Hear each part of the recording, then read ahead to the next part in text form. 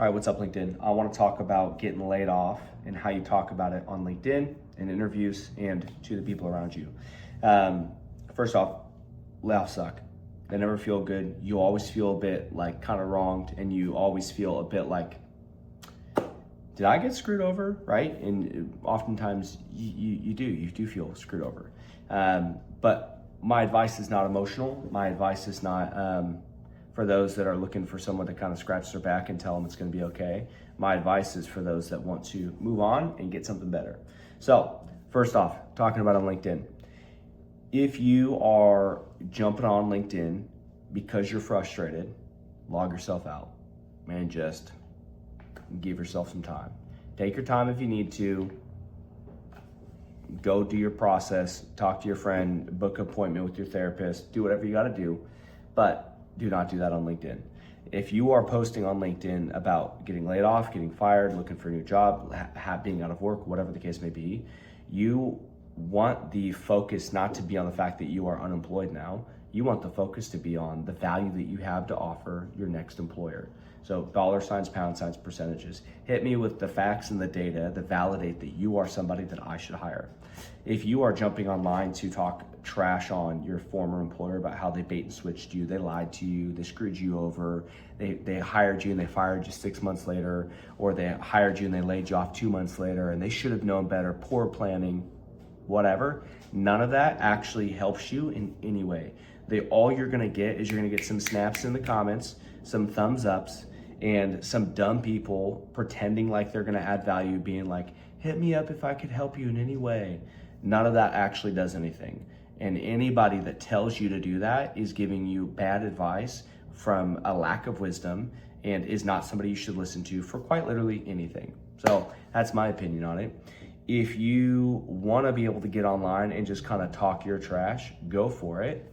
Just don't be surprised when it negatively impacts people's perceptions of you, people's ability and desire to want to work with you, and their willingness to pick up the dang phone and interview you, okay? I got a whole lot of other thoughts on this, and I'm happy to chat it up. If anybody has a disagreement, they want to kind of go back and forth on it, that's always fun for me. Number two is how you talk about it in interviews. Same thing. When someone asks you what happened in a prior role and whether you were fired, laid off, let go, company consolidated, acquisitions, you quit because you didn't like your boss, whatever, you want to start with kind of a highlight. Hey, I had a great 3-year run with Hoobies Goobies.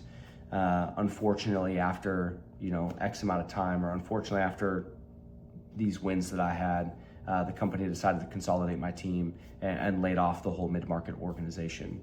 Or unfortunately, I was impacted by a RIF, was not performance-based. In that 3 years, I was actually able to drive revenue, dollar sign, pound sign, percentage, project.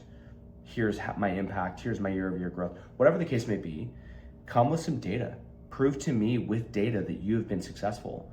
And sure, you've been laid off, but look at this data that I had to offer. Look at this value that I brought to the table. Look at this fact. If you got laid off, but you have proof that you're valuable, who cares? There's an old Reliant case on that says, I owe it all to my girl's ex-boyfriend. And it's hey, they owe it all to your former employer that laid you off because they couldn't afford employees anymore. Whatever, who cares? But if I get in that interview and I'm talking, hey, why'd you get laid off? Well, that company doesn't know how to plan their hiring appropriately. They don't know how to manage their budget, or they overhired and they're dumb. It's like, okay, cool, bye. On to the next. You want to talk about every word that comes out of your mouth. You want to be validating why you are the person that they should hire. If you are talking trash about your former employer for any reason, it doesn't matter what, you're negatively impacting yourself. There is no win. You might feel like, oh, look how good I am. And you might have the occasional hiring manager that agrees with you when you're posturing and being performative in your interviews. But at the end of the day, we're all here on LinkedIn in these interviews because we're trying to make money to pay for our life and enjoy ourselves and have a job. We don't have jobs for funsies. We have jobs because we need them. And so when you are in an interview or when you're talking about yourself on LinkedIn, like it's not for funsies. So like just treating it like you're kind of spilling the tea to your girlies, it's like, stop doing that. Like, take yourself seriously. Bring data and facts to the table to prove that you're successful. Like, that's it.